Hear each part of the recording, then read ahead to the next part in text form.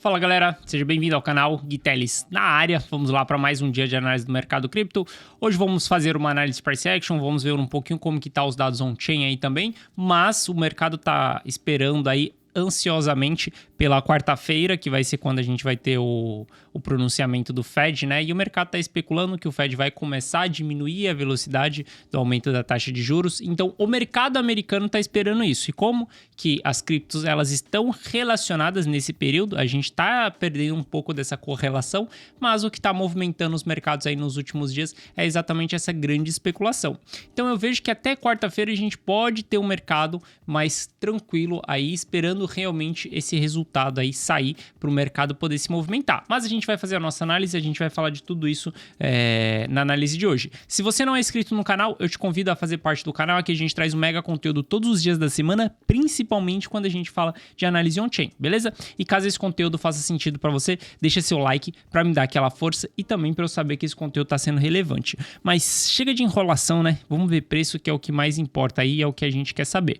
Olhando para o BTC aqui, ó, a gente tem o BTC em alguns padrões interessantes, né? A gente vinha falando aí já há algum tempo já, e na semana passada a gente teve a confirmação, que foi a confirmação de uma cunha que a gente estava formando aqui, né? A gente tinha essa linha aqui de tendência de alta e a linha de tendência de baixa aqui, quer dizer, a linha superior da cunha e a linha inferior da cunha. A gente teve o rompimento para cima dessa cunha aqui, e quando a gente dá um zoom out também, se a gente puxar um gráfico semanal, a gente vai ver que isso daí também coincide com o rompimento de uma linha de tendência de baixa do gráfico semanal. Se a gente puxar aqui, ó, nas últimas semanas aí, o BTC formou esses dois topos, né? Um primeiro topinho aqui bem baixo, depois a gente teve esses outros dois topos aqui, caracterizando uma linha de tendência de baixa aqui secundária, né? A gente tem a primária aqui, que é a mais importante. Após o rompimento disso daqui, a gente sai de uma franca tendência de baixa e entra para uma tendência de alta, mas só se a gente fizer o rompimento disso daqui. Mas ver o rompimento dessa linha aqui no semanal, isso é super interessante e é algo que me deixa bullish. Eu já venho falando para vocês, cara, eu estou bem bullish com a formação do fundo do BTC nessa região. E por quê? Simplesmente, se você puxar os dados on-chain, cara, você vê que a gente está nas mesmas regiões que estivemos em 2018, em 2020, em 2015 também. Olha só, 2018, MVRV, NUPL sobrevendido, 2020, MVRV, NUPL sobrevendido também. Quando a gente olha aqui para essa região, novamente todo mundo sobrevendido. Por isso, a gente começa a constituir o fundo do BTC. Isso na análise on-chain. E aí, quando eu puxo, por exemplo, o Price Action, algo que eu vinha falando para vocês, eu não tinha tantos padrões de que a gente estava caracterizando o fundo. É mais difícil no Price Action você conseguir identificar o fundo do ativo. Cara, dentro da análise on-chain é muito mais fácil você identificar o fundo e o topo do ativo. Isso é muito mais fácil, porque a análise on-chain te mostra por trás do preço. Agora no Price Action a gente leva um tempo, precisa de algumas confirmações, alguns padrões ali do preço para a gente caracterizar o fundo. Demora muito mais do que na análise on-chain. A gente ainda não tem confirmação de fundo no Price Action, mas quando a gente puxa o histórico total do BTC, sei lá, você puxar aí o BLX é o gráfico do BTC com todo o histórico, né? Já comentei com vocês de alguns padrões, por exemplo, dias antes do halve, né? A gente sempre forma fundo 600, 500 dias antes do halve, já passou 600, já passou 500 dias também antes do halve, mas o que me chama a atenção é exatamente para essas cunhas que a gente forma no BTC, no RSI. Veja que em 2015 a gente formou a cunha, teve o rompimento, o mercado confirmou seu fundo e aí volta a subir. 2018, mesma coisa, a cunha, rompe a cunha, confirma o fundo, forma o fundo, depois volta a subir.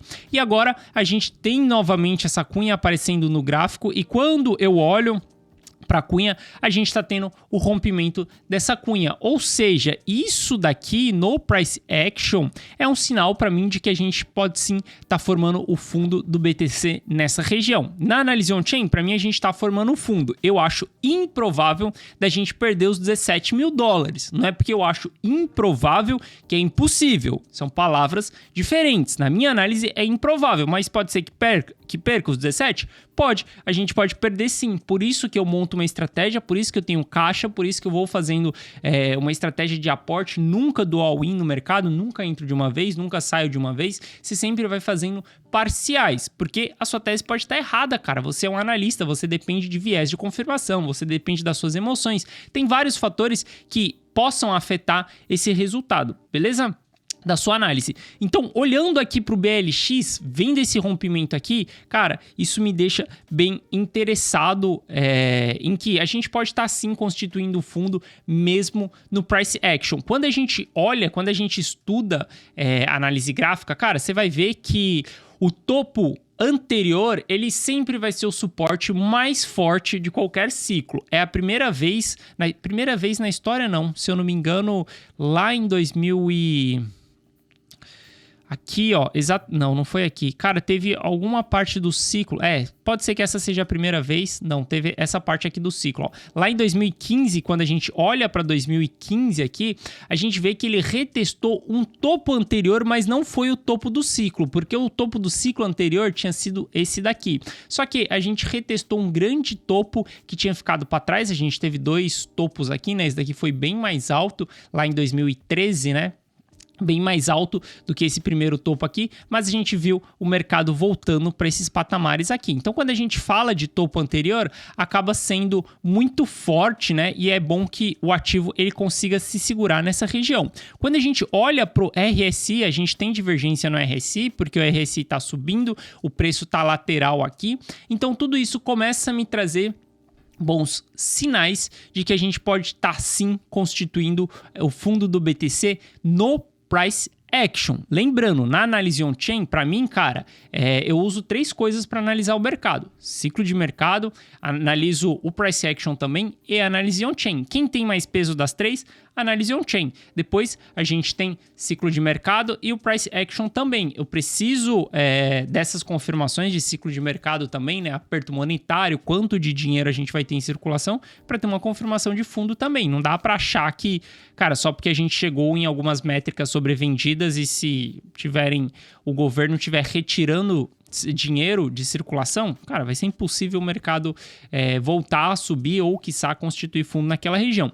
E é exatamente isso que está acontecendo no momento agora, não da gente ter esse lado negativo, mas no ciclo monetário a gente vê que o Fed está querendo diminuir a velocidade do aumento da taxa de juros. É isso que o mercado está especulando essa semana. Isso daí é positivo para o ciclo do mercado também.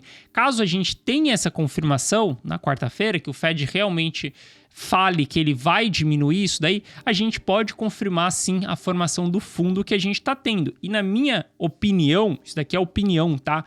Se a gente tiver altas maiores, aí ver Ether voltando, Ether ultrapassando os $2.000, o BTC voltando a subir, passando os $25.000, cara, eu não acredito que a gente vai retomar esses patamares que nós estamos. Eu não acredito em alta agora para queda lá na frente. Eu não vejo isso. Pode ser que a gente tenha quedas lá na frente de correção, não quedas para voltar, para perder fundo de $17.000, para Ether. Cara, eu tô vendo que provavelmente seja impossível a gente ver Ether novamente. Pode ser que isso a $1.000. Ver Ether novamente é foda. Ver Ether a $1.000 novamente. Pode ser que comece, cada vez mais tá ficando mais improvável da gente ver Ether a $1.000. A gente já vai falar do Ether, beleza? Mas aí para essa semana eu vou esperar o mercado andar. Não gosto de tomar decisões em dias de grandes notícias. Essa semana não vou tomar decisões. Já aportei, cara, já comprei bastante. Comprei BTC a $19.000, comprei BTC a 22, montei um custo médio aqui,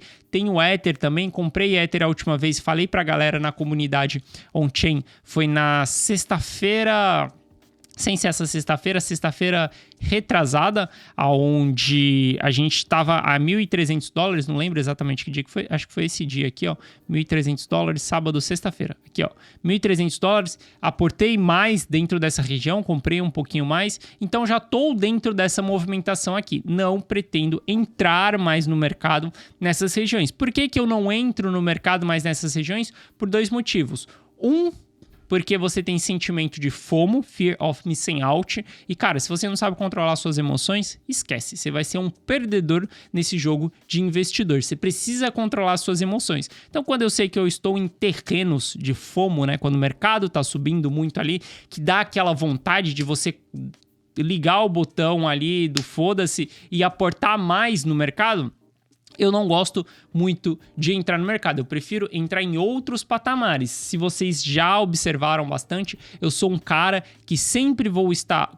Sempre não, né? Depende. Mas eu sempre vou optar por compras em região do RSI mais ali em vendedor, né? Mais sobrevendido do que RSI no diário, né? Como eu uso o gráfico diário, em região de sobrecompra. A gente está em sobrecompra, pode subir mais? Pode subir mais. O mercado ele fica irracional um pouco depois que o RSI chega em sobrecompra, como ele chega em sobrevenda também, ele pode ficar irracional e aí a gente pode caracterizar as divergências. Mas eu não entraria agora nos ativos não. Olha só o RSI do Ether como que já está na região de sobrevenda já. O BTC, a gente tá subindo com o BTC aí próximo das regiões de sobrevenda. E se a gente olhar historicamente aqui, ó, de toda essa movimentação, a gente está exatamente na resistência aqui, ó, do RSI. A gente tentou romper ali a resistência, recuou um pouquinho e está tentando se segurar nessa região de resistência aqui para subir mais um pouco e a gente buscar um sobrecompra, né? Sobrecompra aqui em cima. Não sei se eu falei errado quando eu estava falando do Ether,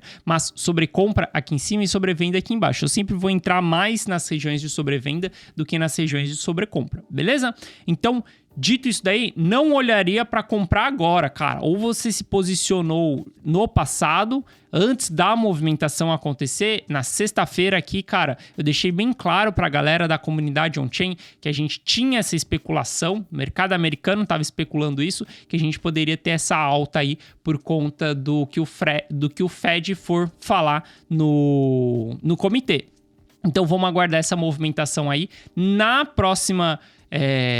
próximo pullback do mercado, a gente analisa o pullback para ver pontos de compra. Então eu vou mais assistir o mercado do que operar essa semana. Outra coisa que aconteceu aí também ao longo dessa última semana foi que o Ether ganhou mais valor perante ao BTC. Isso daqui eu já vinha antecipando para vocês, inclusive eu tinha desfeito as minhas posições dos Ethers que eu tinha trocado por BTC antes do demerge, eu desfiz, voltei minhas posições pro Ether, porque exatamente a gente estava formando uma cunha ascendente aqui, onde tem probabilidade de romper para baixo, e é exatamente isso que a gente está vendo. O Ether está ganhando valor perante ao BTC. Isso daqui é a dominância do BTC, e esse daqui é o Ether barra BTC. Veja que no Ether barra BTC, a gente também estava tendo uma cunha descendente, onde tem probabilidade de romper para cima. Fiz a mudança exatamente no rompimento e a gente está tendo aí uma grande valorização aí. Saí exatamente um dia antes do demerge e voltei exatamente no rompimento da cunha. Isso daqui foi uma movimentação super interessante. Gosto de operar entre Ether e BTC porque os movimentos eles são bem claros do que vai acontecer, quem que vai ganhar valor perante a quem, beleza? Então, vou aguardar por próximos sinais aí nesses gráficos de Ether barra BTC e também da dominância para a gente ter uma possível reversão aí aonde o BTC vai ganhar mais valor perante ao Ether. Isso daqui é um jogo, uma dança que sempre acontece no mercado cripto. É interessante você saber operar isso porque você acaba aumentando as suas quantidades de ativo sem você sair do mercado. Isso é diminuir o seu custo médio sem colocar mais dinheiro para dentro. Por exemplo, esse trading que eu fiz de vender o Ether antes do demerge e trocar o Ether por BTC e recomprar os Ethers agora, cara, simplesmente eu tive um aumento na quantidade dos meus Ethers de 13%, sem você colocar mais dinheiro para dentro. Isso é diminuir o seu custo, beleza? Então é uma operação que eu gosto bastante, mas quem tem mais acesso a isso é exatamente quem está dentro da comunidade on-chain. Agora, olhando para o mercado americano, cara, eu acho que ele vai dar uma segurada. Aqui é opinião e especulação, tá? Eu acho que o mercado ele vai ficar mais morno até a gente ter esse pronunciamento do Fed. Porque a gente já teve a alta já, então o mercado Para mim, ele pode ficar aqui essa semana mais no lenga-lenga, só que a gente vê que ele também está querendo romper uma linha de tendência de baixa secundária aqui. Se fizer o rompimento dessa linha de tendência de baixa, a gente pode subir mais um pouco aí para ir buscar a linha de tendência de baixa primária, tá? Então, também não vou tomar tantas decisões nesses momentos. Eu quero esperar mais sair o que o Fed vai fazer em relação ao aumento da taxa de juros. Quero saber mais dessa informação para tomar decisões nas próximas semanas. Porque, cara, operar na quarta, operar essa semana vai ser uma merda. Você operar hoje, amanhã, pode ser que o mercado esteja mais direcional. Só que na quarta, o mercado vai fazer aquela loucura e eu sempre falo para vocês, eu não opero em dias de notícias. E não operar também é não tomar decisões, então eu não decido nada, não vou decidir nada nessa semana, só que eu já estou pensando em o que eu vou fazer nos próximos movimentos, nas próximas semanas. Caso a gente tenha essa confirmação de que vai ter a diminuição da taxa de juros, o que eu vou fazer nas próximas semanas. E hoje eu estou olhando pro um olhar de compra no pullback que a gente vai ter lá na frente. Cara, o mercado pode subir essa semana, pode subir semana que vem, já estou dentro do mercado e quando a gente fizer a queda, quando a gente fizer o pullback, eu vou estar de olho para aportar mais no mercado. Hoje, cara, não sei se eu já tenho 65% do capital no mercado e sei lá, tem acho que pode ser 55%, não sei. Acho que eu ainda tenho 45% em caixa, não tenho certeza, mas ainda estou mais comprado do que vendido exatamente nesse momento, já saiu de 50-50, mas para comprar mais, só um pouquinho lá para frente, vamos ver como que vai ser essas confirmações aí, beleza? Olhando para os dados on-chain, cara, como eu falei no começo para vocês, a gente ainda está nesses períodos de constituição de fundo, né? Querendo sair dessas regiões. Isso daí é algo super interessante. É algo que leva tempo para ser confirmado, o fundo do mercado. Tem gente que acha que você vai achar a região ali, região de fundo, região de topo, e isso vai ser confirmado. Assim, cara, tem 4 meses que eu tô falando para vocês que a gente está constituindo o fundo do BTC. Por quê? Tem 4 meses, foi em junho que a gente bateu os 17 mil dólares. De lá para cá, eu estou falando para vocês, a gente tá formando fundo, são 4 meses. E, cara, vai levar tempo para confirmar essa parada. Eu preciso que o mercado ande. O mercado passou 4 meses dentro da mesma região. Preciso que o mercado ande. Preciso que o mercado saia dessa região, tanto para cima ou para baixo, para eu poder ter uma confirmação se ali foi ou se não foi o fundo do mercado. A gente tem análise, a gente tem os dados e o analista ele vai se posicionar para tentar antecipar o movimento. Por isso que eu estou posicionado no mercado, mas eu não vou dar all-in, porque minha análise pode estar errada. O mercado pode fazer o fundo mais baixo. Eu analiso e eu vejo que aqui é fundo? Sim, mas posso estar completamente errado. Por isso eu monto uma estratégia. E caso o fundo seja confirmado, essa outra parte que eu deixei para me defender, caso minha tese estivesse errada, ela entra atrasada no mercado e ela vai entrar com uma confirmação num gráfico semanal aí, por exemplo, quando os indicadores da análise on-chain também sair dessas regiões de sobrevenda, beleza? Então, a gente está subindo aí, pode ser que a gente venha a sair dessas regiões onde o preço está abaixo do Realized Price, né, que é o custo médio da rede, onde a gente saia dessa região de capitulação do MVRV e aí a gente pode ter algumas confirmações lá na frente, beleza? Algo que me chamava a atenção na semana passada era o risco de capitulação do minerador. Eu já expliquei para vocês como funciona um pouco a capitulação do minerador. A gente tem 2 fases da capitulação. A primeira capitulação é dos pequenos players que têm as máquinas menos eficientes, os caras capturam, desligam a máquina mesmo, e aí esses caras saem do mercado e acabam passando a bola para os mais parrudos, né? Que tem máquinas mais eficientes, tem mais caixa, tem mais estrutura, e aí esses caras, eles começam a investir mais na rede porque eles acabam tendo suas recompensas aumentadas, né? Tem menos concorrência no mercado quando os pequenos saem e os players grandes deitam nesses movimentos. Só que esses players grandes, eles também podem capitular. A gente já viu que teve venda desses caras, esses caras capitularam, todo mundo capitulou, todos os mineradores capitularam, só que o risco do minerador grande capitular mais uma vez estava bem alto, porque ele está com a sua receita nas mínimas, a receita por hash rate estava nas mínimas aí, e a gente precisa que o preço do ativo ele volte a subir pro minerador sair desse risco de capitulação novamente. E a gente vê que a receita do minerador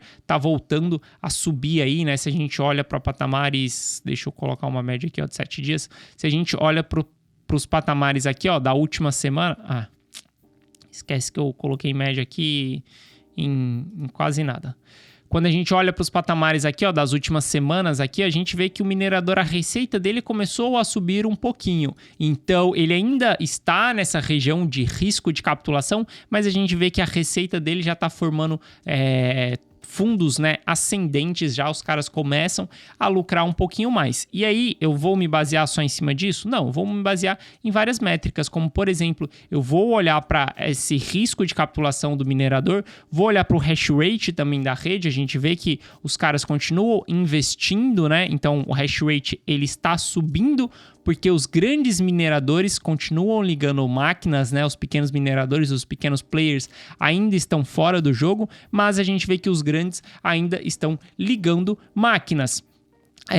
Isso daqui é positivo, é um sinal legal do minerador. E quando eu olho pro estoque, a reserva do minerador em termos de Bitcoin, a gente vê que eles não venderam nada ao longo desse período aqui, então a gente está se mostrando um pouco mais saudável. Isso sai, eu tava com sempre, eu falei acho que na semana passada para vocês, não lembro que dia que foi, mas que eu sempre tenho uma tese, a tese ou é topo ou é fundo, o que eu faço, compro ou vendo, e eu sempre vou buscar por informações antitese. O que seria isso? Cara, seria buscar informações aonde pode ir contra a minha tese. Na semana passada eu tinha essas informações de que o minerador estava ali meio sendo colocado em pressão para ele realizar mais vendas do ativo. E a gente não teve eles vendendo porque o preço voltou a subir um pouco, deu uma animada ali, então os caras conseguiram segurar as pontas e não venderam. Essa foi a minha antitese que eu tive na semana passada e que agora ela fica mais tranquila. Mas a gente precisa do mercado subindo para os caras continuarem nessa posição sem despejar. Caso eles despejem, obviamente que a gente vai ter o mercado caindo. Não caindo muito, mas sim, os caras influenciam bastante. Hoje, cerca de 10% do supply está na mão dos mineradores. E a gente olha, porque eu falo não caindo muito, porque 75% do supply está na mão do long term holder. O long term holder não tende a vender tão fácil. Esse cara vai segurar até o próximo ciclo. Esse é o padrão do long term holder. Ele tende a comprar na baixa e vender na alta. 75% do supply está na mão desses caras. Mas uma venda do minerador pode sim derrubar o preço. E caso o long term holder ele perca sua confiança e ele comece a vender também, aí sim a gente pode ter o mercado degringolando. Cara, existem fases e fases, eu falo isso dentro do treinamento de análise on-chain, existem fases e fases para você usar a análise on-chain e cada fase você vai usar um gráfico diferente.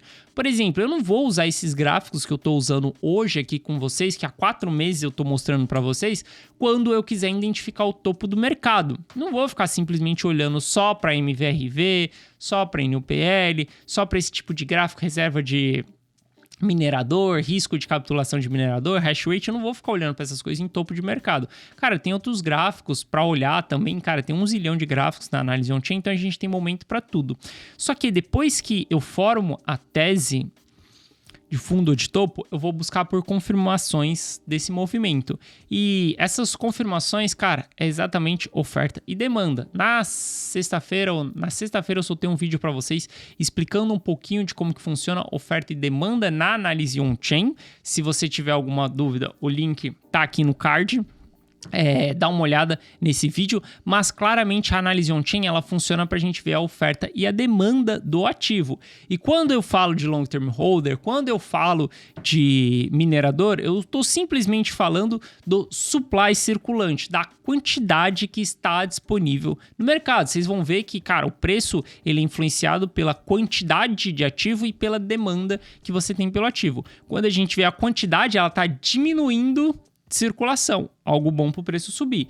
E aí o que a gente vai precisar é aumento na demanda para o preço subir. E quando eu puxo gráficos como a mempool do BTC, eu começo a ver que a quantidade de BTCs parados na mempool, ela tá aumentando. O que é? Cara, a mempool é simplesmente aonde as ordens ficam esperando para elas entrarem num bloco e serem validadas dentro de um bloco. É normal a gente ter altas quantidades de BTC em momentos específicos, olha só, momentos específicos, altas quantidades de BTCs paradas na mempool, um dia ou 2 dias ali, é normal. Só que a gente começa a ter um aumento consistente da quantidade de BTCs na mempool. Isso daqui é um sinal de que a gente está tendo grande utilização, não, né? Não posso usar esse termo, mas a gente está tendo uma movimentação maior da rede, maior do ativo. Isso daqui representa que a demanda do ativo está aumentando? Não representa que a demanda do ativo está aumentando, porque para a gente saber da demanda do ativo,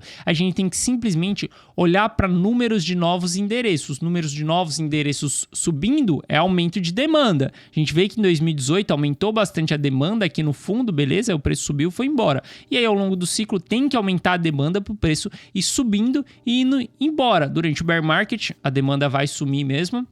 A gente vê que a demanda ela tá bem fraca, tá subindo um pouquinho nesses últimos dias aqui, só que tá subindo pouco, discretamente, não me chama atenção, isso daqui não é uma confirmação de que demanda tá subindo, mas olhando para mempool, isso daqui começa a me deixar com aquela pulga de, cara, interessante isso, talvez a gente vá começar a ver a demanda do ativo aparecendo aí logo em breve, não sei, não dá para saber, não tenho bola de cristal, não consigo prever o futuro e não sou o cara que vai falar para você isso vai acontecer daqui tantos e tantos dias, eu analiso o mercado dia após dia e vendo a mempool se movimentando desse jeito, começo a ficar um pouquinho mais bullish, porque depois que eu identifico o fundo, esse tipo de análise, olhar para a demanda ali, se a demanda está aumentando ou não, e encontrar a demanda aumentando, vai confirmar a tese de formação de fundo. Eu preciso de confirmação e a confirmação ela leva tempo.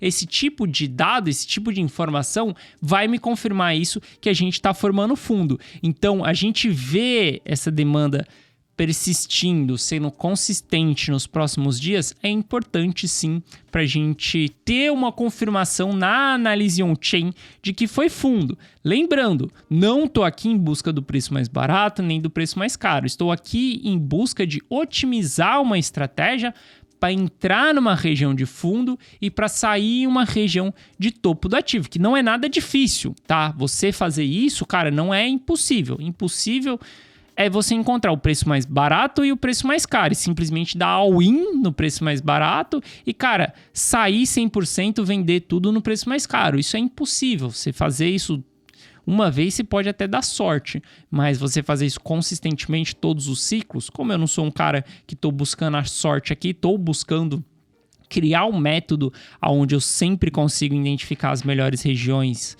de entrada e de saída, aí eu não conto tanto com esse preço mais caro, mas eu simplesmente acho que a gente consegue sim entrar em boas regiões do ativo, beleza? E para a gente finalizar aqui, olhando para o Soper, é um indicador que eu já trouxe várias vezes para vocês, já expliquei que isso daqui é um pouco do sentimento, né? E a gente vê que quando a gente está acima dessa linha preta aqui, a gente está com um sentimento ganancioso, isso é muito bom para as altas, depois de um longo período de baixa, a gente precisa dessa movimentação. E quando a gente está abaixo disso daqui, a gente está em períodos de capitulação, períodos de pânico. Em transição de bull market para bear market, de bear market para bull market, a gente começa a costurar essa linha preta aqui no meio, que é a região do 1 do Soper.